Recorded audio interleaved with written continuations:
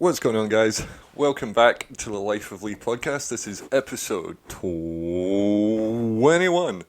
Before we get into this episode, I feel I should apologise for the last episode 20, 20 bag. And as much as I feel it was a good episode, it was quite a funny episode. Watching it back, you guys don't know what was going through my mind at the time. And what was happening was I would start talking about a subject, but as it was coming out my mouth, it would be too slow, and my mind would already process through the subject I was talking about, go on to the next subject, process through that, and it would be waiting to see where the next thing that I was speaking about was about to lead to, you know? So as you're watching it, I start talking about things, and I'm about to go deep, but then I branch off and go into this completely different fucking direction, because in my mind, I'd already completed that entire thought or sentence or whatever, and I'd moved on to the next thing. But watching it back, I was like, no, I meant to talk about more stuff there, but I went on to this. And there was a specific part where I had like this crazy epiphany, revelation kind of thing. About 4 days ago, I was down the woods meditating, and I'd smoked DMT the night before, so I was very much open. Like, my mind was very open to, just processing things in a different kind of way. And I didn't even devise this breathing method. It was just something clicked. Something in me just thought, I think I'm onto something here. And I was about to explain this method in the last podcast, and then I went off talking about Audi R8s or some shit. And basically, I've devised this breathing method, which, although I have attached a philosophy to it, or I've attached some dogma to it already, which I believe is completely within the realms of possibility. But even if you remove the philosophical side of it, or what I believe's happening, just the process of this actual breathing technique, it makes you feel incredible, and you can do it whenever you want. There's no, I'll get into it. What I'm going to do this episode, I think this is going to be a longer kind of episode. I'm going to spend some time talking just now just about my experience and benefit, the experience I've had and the benefit I've gained from meditation.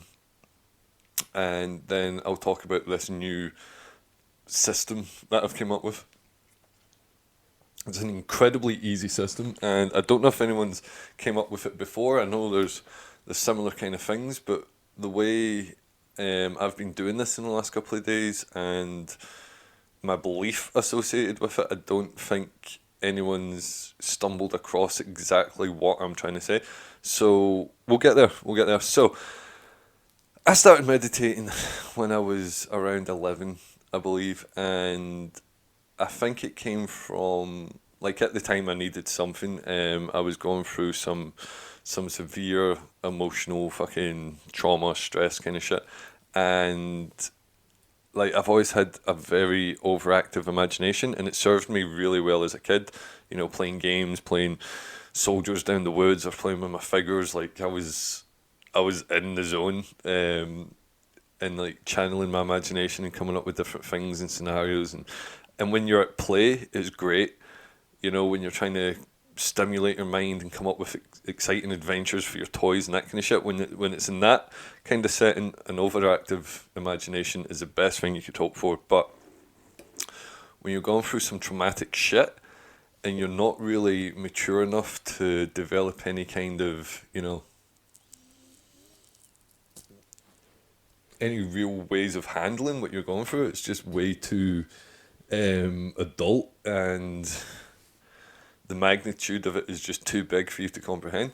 Now, when you've got an overactive imagination in those instances, it's the worst thing you can fucking imagine. It really is, because you can take one thing, one incident, and you can just blow it out of proportion, and you can connect it to so many other things. You can process so many different scenarios of how this might turn out, good and bad, but for some reason, a lot of the time your mind tends to stumble towards visualising the bad that can happen instead of the good. It seems like that's the default setting for some reason.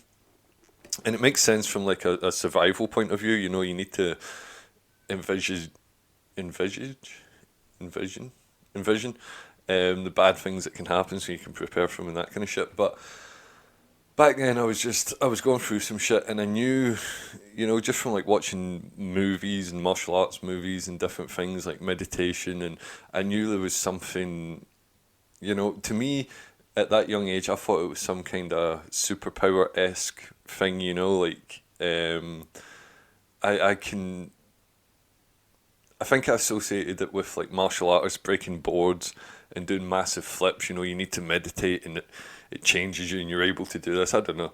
But I started, I'm sure I found a book at like a car boot sale, and it was just like a simple hardback book, maybe 100 pages. I think it was from like Penguin Books, and it was how to meditate or the basics of meditation or whatever the fuck. So that's introduced me to it, and it introduced me in a um, very vanilla method of meditation. You know, it wasn't associated to any visualization techniques. It wasn't associated to any spiritual practice. It was just the simple mindfulness of the breath, and it gave exercises like, you know, visualizing a candle flame, and as you breathe in, the flame gets bigger, and as you breathe out, it's, you know, different visualization techniques and that kind of stuff. So that started off my journey into meditation, and it was literally to find peace and stillness within my mind, and to just stop my thoughts racing as much, and to just, you know, try and find a second to just, like, if you're always living in fear and anxiety, then you're living in the future. You know, if you're always living in guilt and regret, then you're living in the past, because you're letting your brain be consumed with things that might happen, or things that have happened. And I think what I was really searching for was the ability to just be present within the moment, you know, to actually take the time to see what was going on around me, and not just have it as a background blur, as what was going on in my mind was dominating my thought process so much. And it helped. It definitely did help. And through my thirst for knowledge, I started researching many different variations on meditation and techniques, and, you know, what the different projected results were meant to be from each one, and what I was more interested in receiving. And there is so many different variations. I mean, you can have just meditation for visualization. You can, you know, you've got Kundalini meditation. You've got like so many just variations, and then there's variations on those variations, and different things are called different things by different people. You've got chi, you've got prana, you've got, you know, all these different energies, but it's all essentially the same thing. And through, like, one of the things that crystallized my process the most, I'd say, is a book called The Celestine Prophecy. And The Celestine Prophecy is, although when I read it I was already pretty far gone down the spiritual path, you know, I knew this was gonna be a lifetime commitment. But it was all different stuff that I'd gleaned from different places. You know, I never had a purposed spiritual teacher, if you know what I mean. I never had a guru. I never had someone like holding my hand through any of this stuff. It was all just, I'll read a little bit about, you know, Tibetan fucking traditions. I'll read a little bit about Buddhist monks, and I'll read a little bit about fucking Zen Buddhism. Like, there's just so many different branches of everything.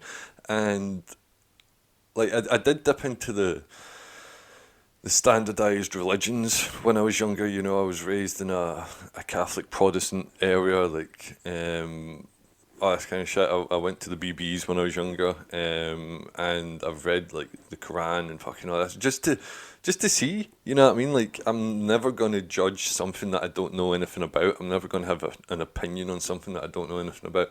So I try and take in as much information about as much different things as possible to reach, you know, more of an understanding. But the thing with the traditional religions is, and the thing that put me more along the, I'll call it the Eastern traditions as opposed to the Western traditions, was a simple quote that I read from Buddha, and it said, "Take from my teachings only that which resonates with you." Now, to me, that's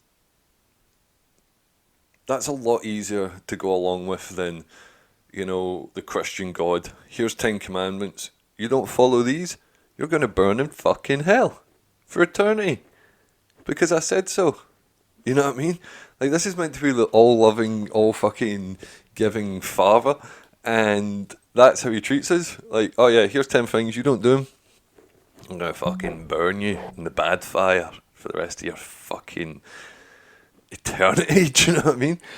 But Buddha, he was more just like, yo, I was sitting under a tree for a bit. Some shit came to me. It makes sense to me. If it makes sense to you, cool. If it doesn't, cool. You know? And that kind of attitude towards it, and that kind of, that attitude towards learning in general is much more better than this authoritarian attitude of, and then even to, I'm not going to get into religion, I'll just briefly, the main thing I have against organized religion is that it's organized. I am sorry, if you want a connection with God, whatever way you see it, I see it as an infinite divine consciousness that we are all fragments of. But if you see it as a big man in the skies, if you see it as Allah, if you see it as fucking, what's the church of the fucking spaghetti teapot or some fucking shit, whatever you see it as, cool. But if you want a relationship with that deity, that creator, that all-knowing power, then have one. Because every one of us has the ability to connect with the divine. You do not need to go to a fucking church. You do not need to go to a fucking priest. You do not need to go to a synagogue or a mosque or a fucking... Go and look at a tree. Seriously, go and look at a pretty fucking flower and you are seeing God, you are seeing the creator. Go and look in a fucking mirror and you are seeing the holy fucking divine spark of consciousness manifest in front of you. Like, what the fuck? People are praising Jesus 2,000 years on because he said, I am the Son of God. We are all the fucking Son of God. I swear to God. Like, it just blows my fucking mind why people feel the need to remove themselves or to put, emissaries between themselves, or it's just fucking mental. Anyway, so meditation. There's a lot of different systems, a lot of different sources, a lot of different methods, a lot of different benefits, a lot of different aims, and what really crystallized a lot of this for me was a book, The Celestine Prophecy. Now, The Celestine Prophecy is a fiction book, but it's a parable. You read it, the guy goes on a wee adventure, there's this manuscript and it's got insights and they're trying to find it, and you read it and you're like, is this real? Like, the first time I read it, I didn't really know a lot about it, and I'm like Googling like manuscripts found in Peru and all this kind of shit. But it's just, the ideas are presented through a work of fiction, and when I read it, I just resonated with it so much. Like, yeah, it opened my mind to a couple of other things, but it just crystallized so much of what I'd already took on board. Because some stuff, I would see it and go, yeah, that makes a lot of sense. Some of it, I'd be like, nah, that doesn't, I don't agree with that. And it could be from the same teacher, it could be from the same system, but it always meant that I was just refining it as I went along. And this is what I think everyone should do. Like, I'm sorry, if there's some Buddhist monk teaching Zen meditation in a cave in fucking the mountains of Tibet, he might need a different breathing method than a 33-year-old smoker that lives in Scotland with a fucking diet of half pizza crunches. You know what I mean? I might need something a little bit more fucking tailored to my needs than some guy that only, eats rice twice a day and breathes the most purest mountain air in the fucking world. We might need variations to make it really work for us. And this is another thing, people just blindly fucking following things and not questioning shit. Like, it doesn't matter what you follow, if it's meditation, if it's yoga, if it's a martial art, or whatever the fuck. Find your own way of doing it. Like, learn as much as you can about the system that you are learning of, but then refine it in your own way, your own style, So, the Celestine Prophecy, I would recommend this book to anyone. And the method of meditation that they present in that is really, it became my method, and then, as I'm saying, I refined it, I made it my own. And what the method is in the book, it simply says that you sit in front of a plant, a bush, a tree, a nice plant, a nice life form, like a nice organic fucking compression of energy, and you sit and you get into a nice meditative state. You take a couple of deep breaths, you relax your entire body, and you just feel yourself. And then you put your focus on the plant, right? And when I say your focus, you just stare at it and you see it. You don't be like, oh, that's a rhododendron, or that's a rose, or that's a fucking daisy. No. You just look at this, compression of matter, of energy. And what you're trying to do is you're trying to see the beauty of it. Now, in some things, beauty is evident, like immediately evident. You look at a rose, it's boom, it's right there. But if you are looking at a rose, look at the entire beauty of the thing, not just the thing, but also the shadows that it casts, the light that comes off of it. How it stands out from the foreground, how it just perfectly focus on the intense beauty of this thing in front of you. And anything can be beautiful if you're willing to see it that way. And what you do is, now this is where it gets a little bit hard and it's kind of hard to explain, but you soften your focus just a tiny, tiny bit, and you're breathing in and you're looking at the beauty, and you literally start breathing in the beauty. Every breath you take in, you're seeing the beauty of that, the light, the colour, the beauty emanating from it, and you breathe that in. And then when you breathe out, you give your appreciation, your love back to it, So it becomes like you're basically feeding off the energy, but also you feed in, and then you give it back. And because you're admiring the beauty and you're feeling the love, it's charging you up and you're giving it back. And then that makes it look even more luminescent and even more beautiful, and it comes back. And if you do this for a couple of minutes, you end up seeing the aura of the plant. You see it just, it's like a thin haze around it. And once you can see that, it really helps to visualize that you're breathing this in, and it's, it's your connection with life, with the circle of life, with the energies that surround us.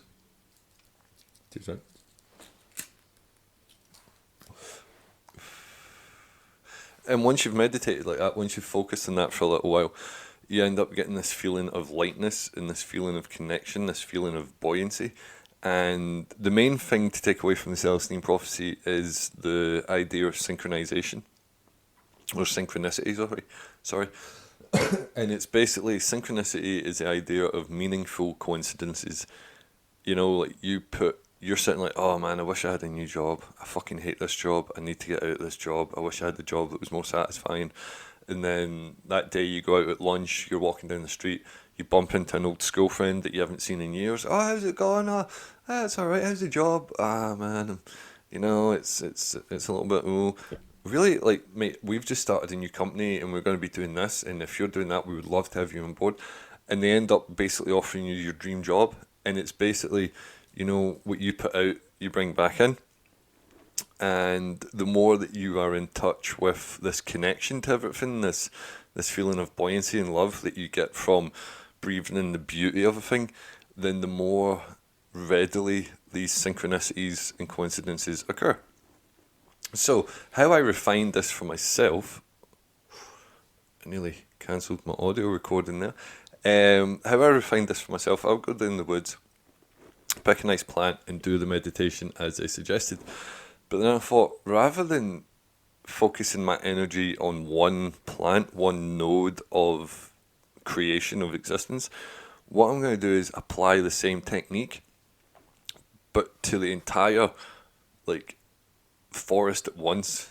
And that's all I do. I sit, get into a nice relaxed state, and instead of focusing on the one plant, the one bush, the one tree, I open my eyes and I soften my vision, and I don't look at anything in particular, but I look at everything at once and do the same technique as it says in the Celestine.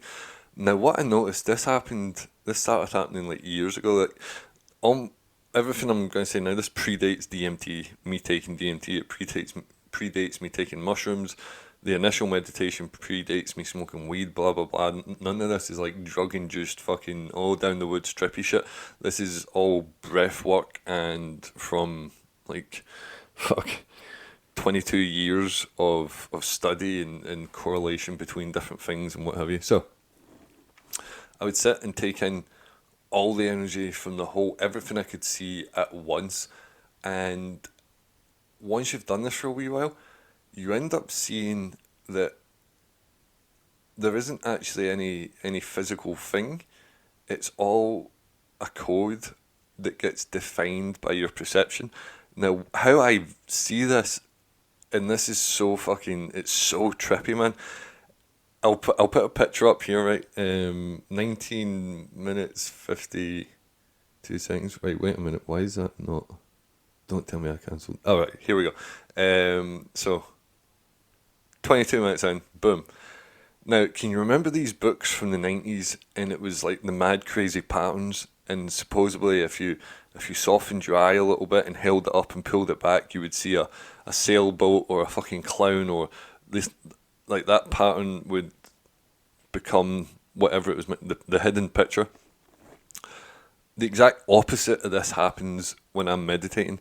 If you sit for a while and incorporate this technique of everything at once, no focus on any one thing, you see that there isn't actually any depth to anything.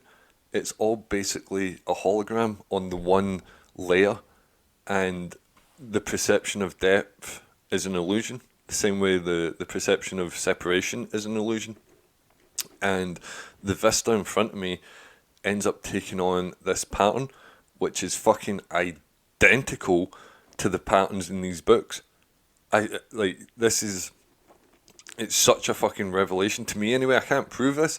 I don't really know if I could guide people to that level of the meditation, because it's taken me years to get here, but that is what I see. And like, twice when I've been meditating, I've passed out. I've just dropped, I've just fainted and been out. And just initially, as I was going into that, and again, this is before DMT, this was one was just before I moved to Northern Ireland, and one was when I just moved to Northern Ireland. And when I'm getting there, like, the last thing I can remember before passing out is, it's like the first 90 seconds of a DMT trip, but condensed. And it's like this zone in it. It's kind of like when the Millennium Falcon hits hyperspeed in a bit, but it's so reminiscent of DMT. And I didn't know this at the time, but the first time I took DMT, I was like, holy shit, that's what I did before. And like, there's psychotropic breathing, which I've utilised quite a bit, and also the Wim Hof breathing meditation. Like, we're already 24 minutes into this. This is going to be a longer episode anyway.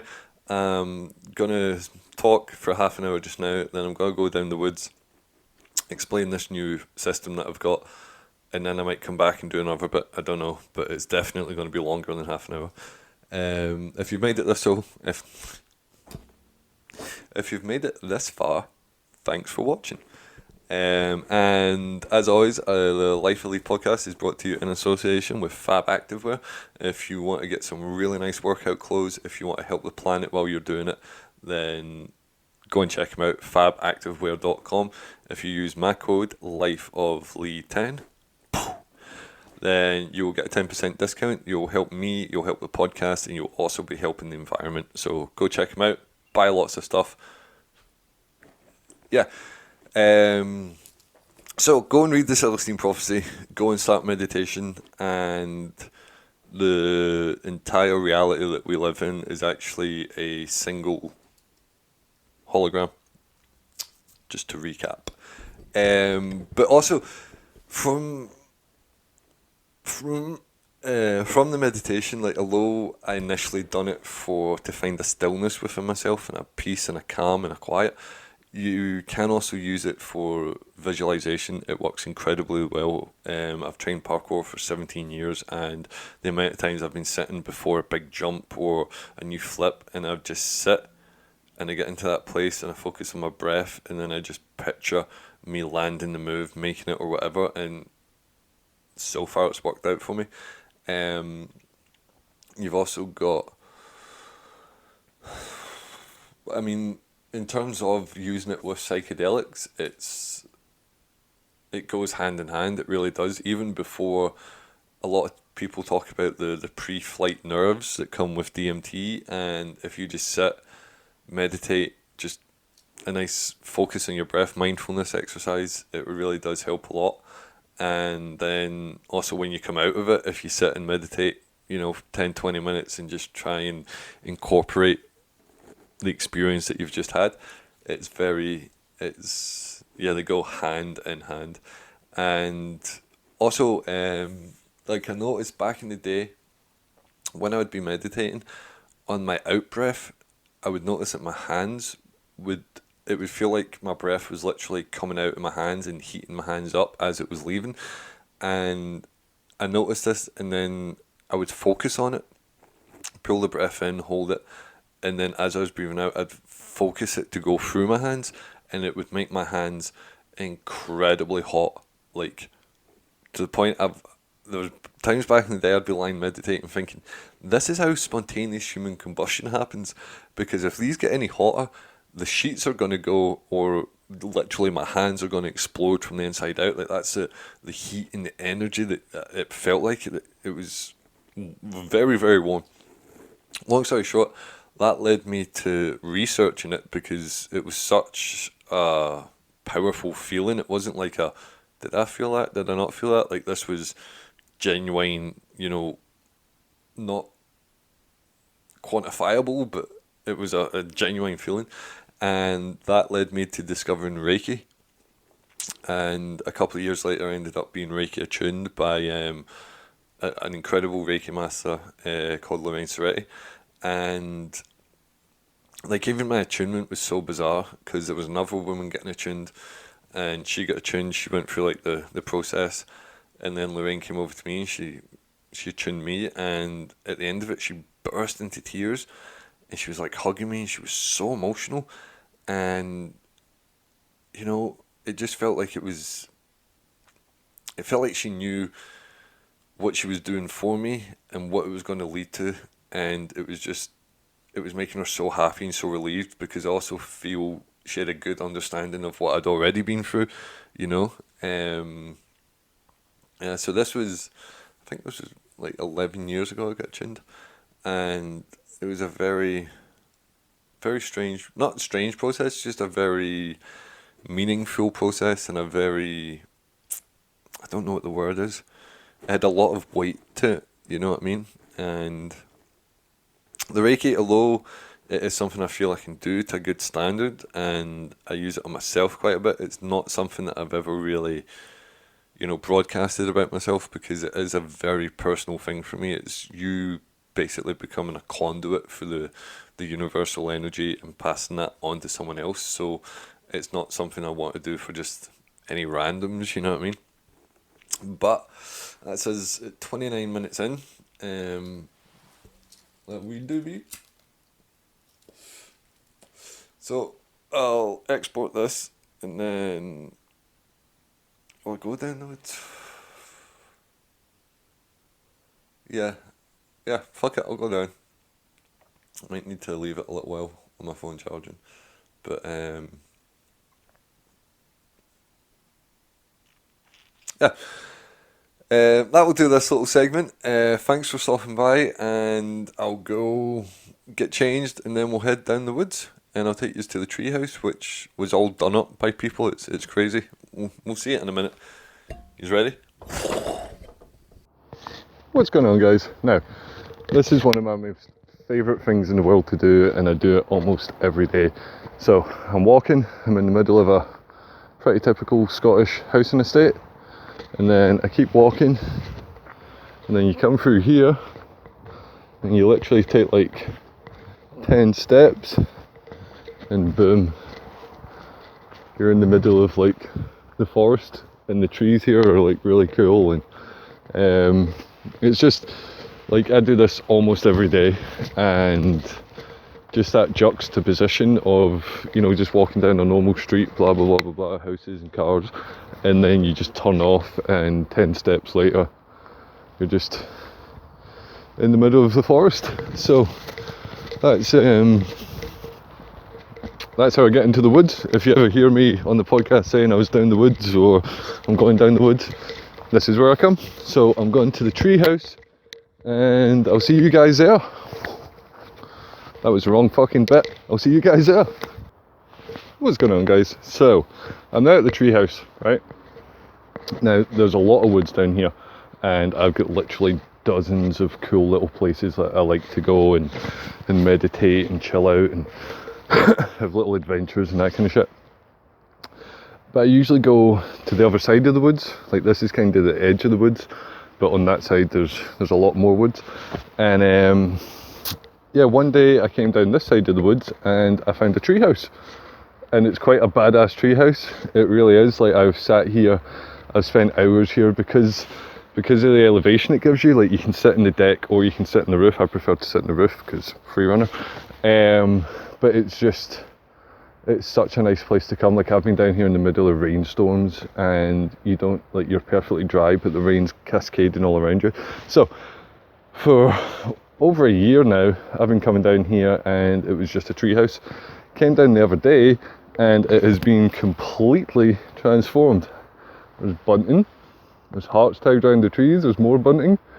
There's the bottom deck of the treehouse. It wasn't, the other day when I was here, it wasn't painted, but I'll just take you a walk around. None of this was here. They've made a little walkway. They've made a little bit underneath with like a little scarecrow and some books. I don't know if that's some gymnastics equipment going on. Little lanterns, little bead curtains. Made lovely little seats out of logs around the fire pit. This whole bit, I'm guessing that's like a little offering table kind of thing. All you need is love, ain't that the truth? Little seats, canvases. Are these canvases? I'm guessing they're canvases. We've got some more bunting. Little table with is that unicorn? More little stuff. Little bird houses, little lanterns. They've painted the wall and the ceiling. And yeah, is this just not an epic place to come and meditate? And it's literally like 5 minutes walk from my house. Like, the treehouse itself was already pretty badass, but all this extra shit, it's a joy to come down here. And it was up there that I was sitting the other day when I had this meditation revelation. So we'll use the power of transition to go there. 3, 2, 1. Whew. Nice little transition there. So now I'm on the roof of the treehouse, and like sitting out here, just sitting here, looking at that view. It's incredible. It's so peaceful here. I think in the whole year that I've been coming here, I've seen people twice. So it's just really nice. And it's literally my favourite place to come meditate. And it was here that I was sitting 4 days ago when it's fucking warm. It's the thing with Scotland, you never know what the weather's going to do. Like, I looked outside earlier and it was windy and it had been raining, and I thought, right, I'll wrap up, kinda. But now I'm here and it's like warm and pleasant. Anyway, so this new meditation that I've devised. Now, the basis of it, like since I've been doing DMT, my focus has really been trying to locate the seat of the soul, like the seat of consciousness in our body, because science hasn't found it yet. It's not been discovered in our brain. It might be the pineal gland, it might not. Like, where does consciousness reside within our physical incarnation? Is it just spread out evenly among us, or is it localized in a certain place, you know? These are the questions that I've been wanting to answer for, I don't really know what reason, just for a better understanding. And through DMT, it's like so hard to even describe how this comes to you, because it wasn't like someone told me this, it wasn't like someone, you know, used words and said. It was more, I was guided to this by certain patterns within patterns that I was seeing, and as I was getting closer, it was like a tracking device, you know, seeing movies when they're tracking and it's like do, oh, we're getting closer, do.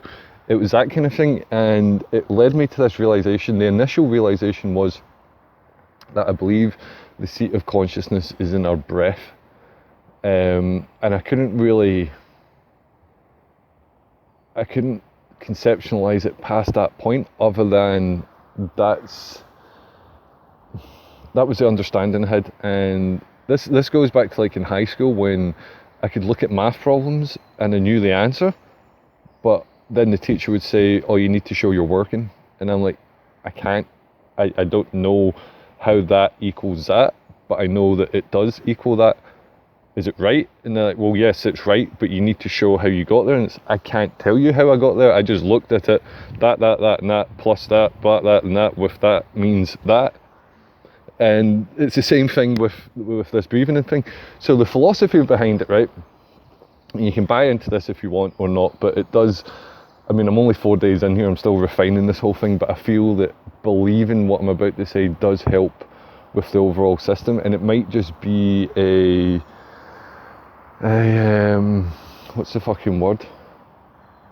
I thought about this like 2 days ago, when a medicine is fake, basically, and it gives you you know what I'm saying, don't you? It'll come to me. A placebo effect, like even just believing this might give it a placebo effect, if you know what I mean, which might then entail that it works because you believe it will work. Who knows? But the main thing is, right, I believe, now this ties into a lot of different things like The Secret and the power of positive thinking, the law of attraction, all this kind of stuff. And I've read all those books, and they basically say that if you think positively and send that out, then it will attract into your life the things that you want. Now, as much as I agree with that concept, I don't agree with it's our thoughts that go out and affect the world, because although our thoughts are powerful and they are electrical signals, what have you, they would have I don't think they've got a very long range to actually go out and affect the world. Whereas our breath, which, if you look at breath just in a biological point of view, it keeps us alive, but there is also deep spiritual connotations with breath. It's our life force, and if you're not breathing, you're in fucking trouble, basically.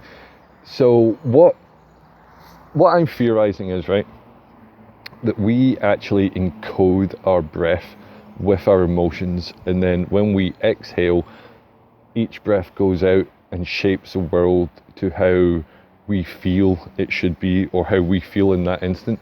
And I think, it's why people tell you, oh, you need to go out and get some fresh air, or I need to go and get some fresh air.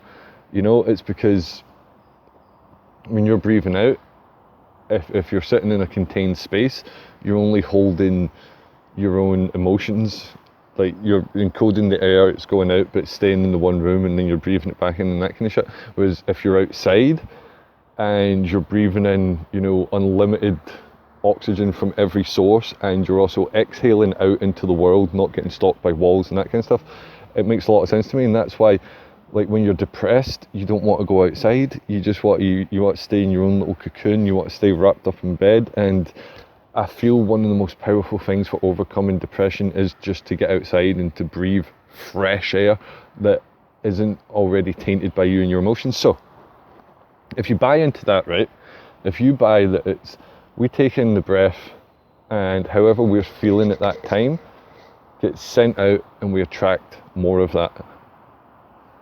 That makes sense to me, because, and it's, I was smoking when I realised this, and when you smoke and you breathe out, or you blow out the smoke, it almost dyes the molecules in a way. You see just how much capacity your lungs have and how much that spreads out and how much it goes out and dissipates into the world. So that just made more sense to me, that what we send out into the world would be something physical that we send out as well as metaphysical, not just our thoughts, something that has no delivery system, no carrying system. Whereas our breath, the molecules that we have go out, so they would be able to affect things. Because I mean, the air I've just breathed, that might have particles that were breathed out by Donald Trump yesterday, or the air I've just breathed out might be breathed in by fucking Ryan Reynolds tomorrow, you know. So that's a fundamental philosophy behind this. I need to go deeper into it, I need to iron it out, and I need to put much more practice into this. But if you can get behind that simple idea that it is our breath that we encode every time we breathe and we send it out, and that's why most meditations are focused on mindfulness of breath. But here's where my interpretation comes into it. Now, not regular meditations, but most meditations, the focus is on a calming of the mind, a stillness of the mind, and, you know, finding peace and being still, what have you. The meditation I'm devising is basically the opposite of that, and it's kind of based on the Wim Hof method, whereas the focus of the Wim Hof method is basically just to enrich your body with as much oxygen as possible to make yourself oxygen rich, which will, you know, allow blood flow easier, give more fucking strength to your muscles, power, and you just feel better if you're more enriched with oxygen. And it's that basic fundamental concept, but if you believe that you encode your breath and you send it out, and even if you don't believe it, even if you just picture that this is what you're doing, and what you do is spend a couple of minutes getting into a standardized meditative state. You know, sit, deep breaths, let everything relax, start from your head down and literally tell every part of your body to relax. And you don't realize just how much stress you keep in, like, your face, for instance, how much you keep your forehead furrowed and, you know, it's under tension. And sometimes it is hard to completely let go of all the tension in your face and your jaw, and, you know, and actually let everything relax and hang loose. So get into that state, okay? And the other basis for this is gratitude. I have had such a focus on gratitude and in maintaining an attitude of gratitude these last couple of months. And, you know, it was some video that I watched, and they were saying, like, the more you're grateful for what you have, the more it opens up your life to receive more things to be grateful for, you know. And so I started going out these gratitude walks at sunset, and I've been keeping it really, really consistently. And as I walk around, I say out loud everything that I'm grateful for, from my bed to my pillows to my sheets to my socks to my shoes to Ragnar to Lagerfeld to my mum to my friends to everyone that I've worked with on every fucking movie that I've ever done, every film that I've ever been a part of, every free runner that I've ever met, every location I've been lucky enough to go to, every experience I've been lucky enough to have. And I don't run out of things to be grateful for when I'm out these walks. And you also throw in little things like, I'm grateful for my own movies, which I haven't made my own movie yet, but I will, and I will be incredibly grateful for it. And you project that forward.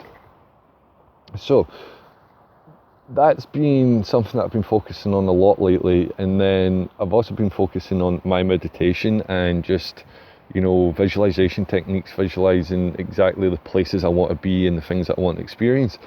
And then sitting here a couple of days ago, I hadn't long smoked DMT. I was coming out of it. I was feeling great. I'd meditated for like half an hour and then smoked the DMT joint. As soon as I put that out, I went in and meditated again. And again, my focus was on the breath. And then I started to draw my focus into being really grateful, and I was going through everything that I'm grateful for. My podcast, my viewers, my podcast mic, my phone, my charger, the power in the house, the fact that I live in a first world country and I've got water out of a fucking tap, the fact that I've got hospitals, the woods, every tree in these fucking woods I'm grateful for, every leaf, whoever built this fucking tree house, I'm grateful for it all. And I think there's people in the woods. Fuck them. So I had this attitude of gratitude, and I thought to myself, right, what's the most fundamental thing, the most basic thing to be thankful for, the thing that we probably take for granted the most? And it came to me that it was simply our breath. If we're not breathing, we are dead. Like, that's the fundamentals. So our breath is probably the most important thing to us living. Yeah, you've got food, you've got water, and then you can branch out to like relationships and fulfilling work, all the stuff we need to be happy and to live a good life. But that all branches off of our breath. So I started, while I was still meditating and perfectly relaxed and in tune, I started just generating this sincere and overpowering feeling of gratefulness for every single breath that I was taking. And I would take the breath in and I would hold it, and I would just build up all this excitement and gratitude and love and fulfillment and all these just feelings, emotions, energy in motion. I would just draw everything up. And there's a couple of ways I would get into this. Like when I got the call to say I was getting flown to Chicago to shoot a bunch of adverts, like I got phoned the back of 5 Wednesday evening to get told that I was flying out to Chicago Friday morning. So less than 72 hours, boom, you're going to America, one of your lifetime dreams. And in those 72 hours, I was getting waves of excitement crashing over me. They would like just start in the lower abdomen, and they would flourish up through my whole, and I'd be giddy and I'd be shaking and I'd be laughing and I'd be, ah! And that would just wash over me. And so I would use that, I would remember that moment. So you can either use memory to build these feelings of excitement and love and gratitude, or you can use visualization. And the visualization I use is simply riding a motorbike, being on the road, there's cars, you're weaving traffic, you're revving, because that, every time I've ever been on my bike, it excites me. It's something that's never went away. And I was sitting there, and not only was I grateful for each breath, but I started building the anticipation of the next breath. Like, oh my God, I'm going to get to take another one. I'm going to get to fill my lungs again with beautiful, life-giving fucking oxygen. Here it comes, right? No, I'm not even going to do it now. I'm going to wait even longer, so it's going to be even better. Okay, here we go. And you take it in as if you were drinking your favourite fucking drink, as if you were eating your favourite food, as if it is the tastiest thing you have ever fucking consumed. And you can take as many as you want. It's an infinite buffet of breath and air, like all around us. You can keep taking them. And like, if you are thankful, if you get into an attitude like of just being grateful for everything, then that's great. But you can focus it so much more if you're just happy for every single breath that you take and grateful for every single breath that you take. If it helps at all, just think about all the people you know that are dead, all the people you've ever known, all the people that have ever existed that have been dead, that are dead. They ain't breathing no more. What you're doing right now, every breath you take, is a fucking gift, an absolute gift. that gets you to the next breath and the next breath and the next experience and the next meeting and the next adventure, whatever. So here's what you do. Get into that state of just relaxation, and then get into a state of intense gratitude, okay? And then every breath that you take in, breathe it in as much as you can take, and just become ecstatic that you're getting the chance to take another breath, another one, and breathe it in.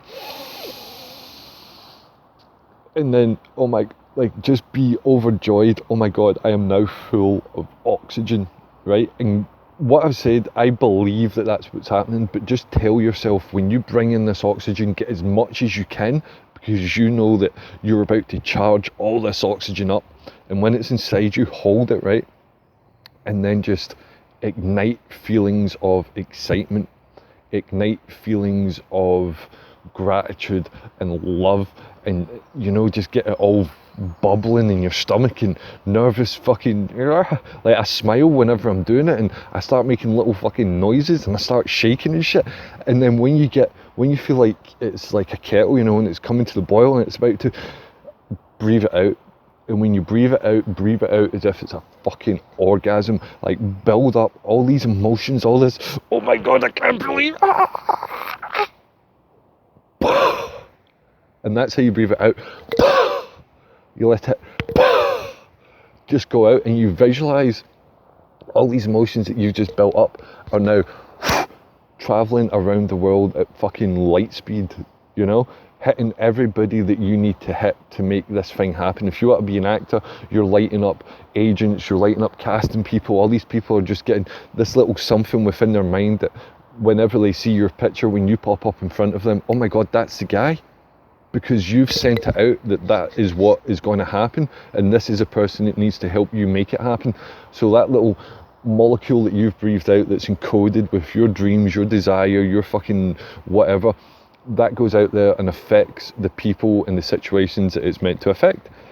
And it sounds kind of batshit fucking crazy, I know, but this is a result of 22 years of meditation and 4 years of prolonged, deep fucking psychedelic study. And even if you don't believe the philosophy behind it, okay, if you just, and you don't need to visualize anything, like The Secret or the law of attraction and that kind of shit, any of those kind of methods, it's usually you're building a picture in your mind that you're focusing on. But that is not the point of this exercise. The point of this exercise is just to focus on the emotions that thing would bring. Okay, if you want a car, an Audi R8, a sports car, a fast car that's, when you sit behind it, you're going to feel fucking, you're going to feel the shit, like, you see that feeling that makes you slap the steering wheel and just rub your hands together, and that feeling. Don't picture the car, don't picture the woman or the house or the money or the job. Encapsulate the feeling and compress it and encode the oxygen you've taken in with your energy, and then blast that energy out into the world and let it affect the world and bring into you whatever it is that you visualized. And like I'm saying, even if you don't buy in to the philosophy behind it, if you just sit for 10 minutes and believe that that's what you're doing, every breath you bring in, you're just incredibly emotionally happy that you get another breath. And then you breathe it out and you sit and you just build up the anticipation for the next one. Like, oh my God, I get to do this again. I get to take a whole other breath and fill my body with it and charge it up with all my emotions and send them out and make the world a better fucking place. And I get to do this with every single breath. Get into that excited kind of mode for 10 minutes. Sit, and every breath that you breathe in, be thankful for it, and then charge it up with exactly the feelings that you want to experience throughout your life. And 10 minutes later, you will feel fucking incredible. I've been doing this for 4 days now, and although I've been trying to do like actual, sessions, like 10-minute, 20-minute sessions focusing on it, you don't need to do that. You can literally you can do it for 5 breaths. Once you get into the being able to ignite those feelings of emotion. Like I've got a lot of experiences I can fall back on, a lot of times where I felt these, heightened moments of awe or heightened moments of excitement, of the adrenaline dump, of, like being in the fucking zone. So it's easy for me to tap into it. But if you find difficulty with it, either delve into memories of times when you've previously had the same kind of experience, or build up pictures where you would be having that experience, like meeting someone famous, fucking banging some scalding hot chick that fucking winning the lottery, fucking paying off your mum's debts, whatever it is that you think would make you feel that way. Use that to get into it, but then just focus on the feeling. And that's basically it. Just spend 10 minutes charging yourself up with exactly the emotions that you want to feel, and then blast them out into the world, and they become the paving stones for you to walk upon. And it's nothing new in the basic philosophies. Like, how many people have you heard say fucking like the world is what you make it, or like what you put out you get back, what goes around comes around, karma, all this kind of shit. Like, what would be if there was a physical mechanism to make all that work, to send everything out and to carry these different messages of consciousness from each person and to affect the world at large? Would it not be our breath? Like, I don't know. This is just, to me, it feels like internally, it feels like I have stumbled upon, for me anyway, like I said previously, what works for me, 33-year-old fucking heavy smoker, free runner, bad diet, might be completely different for a fucking 56 mother of three that does fucking kombucha tea, or so. But this is just another system. And although this has been quite a long-winded and of course rambly explanation, I'm going to do a much more concise video, like a step-by-step guide almost, and I'll just put it out there because we are facing, and we have been for a long time, this wave, this pandemic of depression and fucking antidepressants and social malaise, and people just not being happy with who they are and what they're doing, and all this kind of shit. And I think so far anyway, I mean, we're only 4 days in, but it gives you such a feeling of empowerment. If you actually believe that you are charging up your breath and sending it out there, it feels like you're immediately taking control of the process, and you're not sending out like thoughts, like trying real hard. It's something that's there, I can feel that. I can't feel thoughts, not yet anyway. But yeah, so that's basically it. And if anyone would like any further explanation of what the fuck the points I'm trying to make here, hit me up. If anyone tries this and they have any benefits of it, please hit me up. If anyone's watching this at all, hit me up, leave a comment, say hey, say nay, say yay, say whatever the fuck you want, whatever. I was also thinking, like, I might start doing like a segment, like not an advice, well, it would be advice, but it would just it's because, like, watching The King and the Sting, they do advice kind of segments and shit, and some of them are fucking hilarious. So if any of you have got any issues, anything that you would like my take on, anything that you would like me to discuss or break down or fucking give my 2 cents on, then hit me up and I'll put you in the video. And yeah, I think that should do it. I'm going to sit here for a little while more. I'm going to do exactly what I've just been telling you that I'm going to do. Then I'll go home, edit this, and will I put another bit in? No, I think that should do it.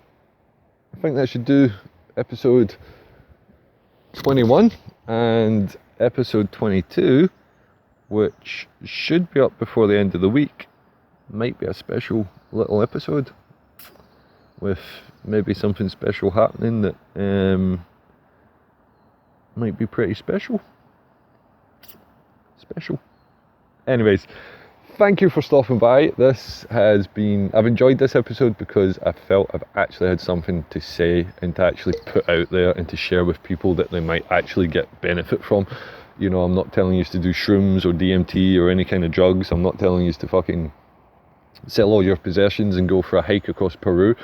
I'm literally telling you to sit for 10 minutes, focus on your breath, and fill it with, not just focus on your breath, like, and this is regardless if you take any of the meditation advice or any of that kind of shit, facilitating an attitude of gratitude it's got to be one of the healthiest things you can do. And for me especially, just, there's a lot of things that I don't have yet that I will have, and when I do have them, I'll be able to do more things. And not having those things now, you know, it fucks me up because I feel I could be doing more, but I just need certain things to kick on the process of being able to do more. And you can spend your time wallowing about the things that you don't have yet, or the things that you might never have, or even the things that you've lost, or you can spend your time being incredibly grateful for what you already do have. And I'm sorry, if you're sitting watching this right now, then you're probably better off than a good third of the fucking population of the planet. You know, if you're sitting watching this on a widescreen TV or a smartphone, and if you've got money in your pocket, if you've got water in the tap, if you've got food in your cupboards, then you're doing all right. You know what I mean? We all are. And as much as we can bitch about anything we want, we can make mountains out of molehills all day long. I feel if we really do take a second to just look around us, and you don't even need to compare yourself to anyone else, you just know that there's other standards of living that, I mean, would you like to be homeless? I wouldn't. I like having a bed, I like having my room, I like having my wee ornaments and figures and pictures, and I'm thankful and grateful for all of it. And it's made me look at my entire life in a different way. Like, I'm now thankful for the most emotionally tormentative and fucked up shit that I've been through in my life. You know, the kind of shit that I used to spend years questioning, why would it be me that would go through this? Why would it be me that would have so much pain and just fucking, you know, so much fucked up shit dumped on him for no real reason. Like, why would I have that, and why me? And you fall into this kind of victim mentality.